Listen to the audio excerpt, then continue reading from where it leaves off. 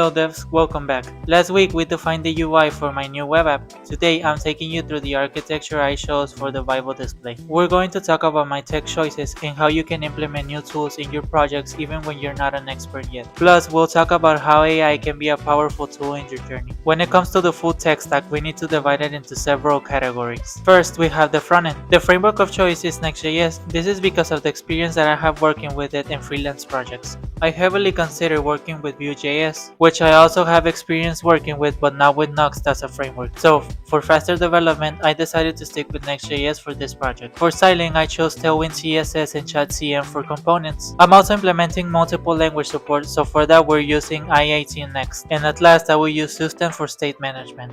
Next, we have the backend. This was a pretty easy choice for me. I've been wanting to work with Supabase for a while now, and I like that they use Postgres and have everything ready to go. For this first MVP, we're going to be sticking with Supabase, but in the future, we're going to be moving everything to our own Node.js server. Now, for authentication, there are really good tools that we can use instead of implementing our own solution. And in this project, we're going to be using Clerk, which allows for faster implementation and easier integration with external providers. For the subscription payment, we'll use Stripe service, and for testing, we'll work with Jest for unit testing and Playwright for end-to-end. Now, one big feature is real-time updates. We'll use this for two functionalities. First, the idea is that the device that you use as a controller triggers changes on another device in real time. And secondly, we need the devices to communicate. This because when there are two devices logged in into the same account, one of them will turn into the controller and let the other device know that it needs to turn into the display. We're looking at two ways to do this, using Supabase's real-time features or going with webhooks and WebSockets. I decided to use webhooks for future flexibility since I'll change to a Node.js backend later. This leaves everything ready to make a faster switch. And last but not least, for continuous integration and deployment, we'll be using GitHub Actions and Vercel. This to deliver the app faster and improve code quality.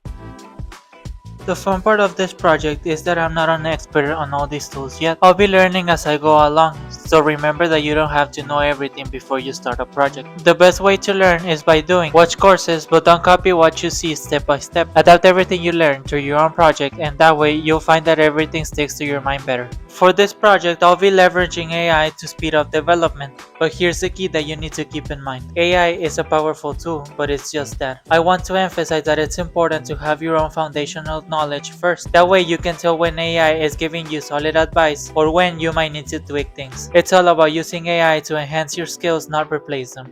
If you're liking this type of content, please make sure to like and follow. Finally, before starting to set up our dev environment, we need to define user flows and design our database. I designed two main user flows. These cover most of the cases for every user. The first is for authentication.